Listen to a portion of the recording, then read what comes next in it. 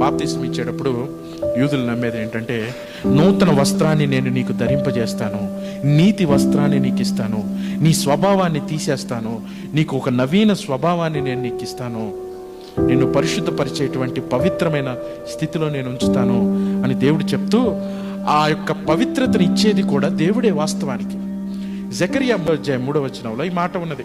జకరియా గ్రంథం 3:3 కనుక మనం చూస్తే చూడండి, యెహోషువ మల్లె వస్త్రములు ధరించిన వాడై దూత సముఖములో నిలబడి ఉండగా దూత దగ్గర నిలిచి ఉన్న వారిని పిలిచి ఇతని మైలు బట్టలు తీసివేయుడని ఆజ్ఞాపించి, నేను నీ దోషమును పరిహరించి ప్రశస్తమైన వస్త్రములతో నిన్ను అలంకరించుచున్నాను అని సెలవిచ్చెను.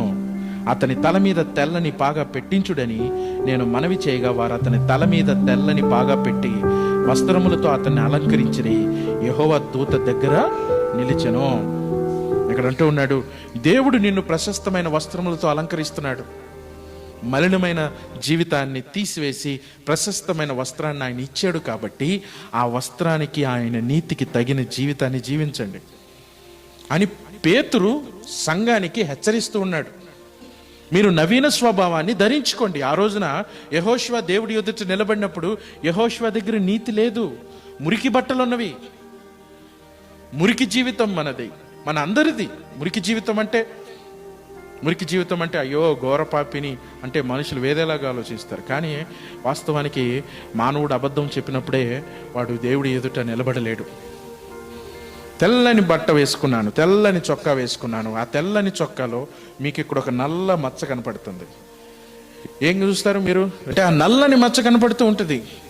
అది కూడా పవిత్రంగా ఎంచబడదు, ఎందుకంటే నీ దుస్తుల మీద మచ్చ కనపడుతూ ఉంది. అది కొద్దిదైనా చిన్నదైనా దేవుడి ఎదుట మచ్చ. ఆయన మలినమైన వస్త్రాలను తీసివేసి క్రీస్తు నీతిని నీకు నాకు ధరింపజేశాడు. We never forget. మనం మర్చిపోకూడదు ఏంటంటే మన స్వభావ వైఖరిని దేవుడు మార్చాడు.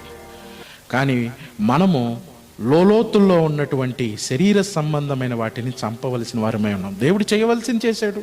నా ప్రియ కుమారుడా, నిన్ను నేను పరిశుద్ధపరుస్తున్నానని మనల్ని పరిశుద్ధపరిచాడు. కానీ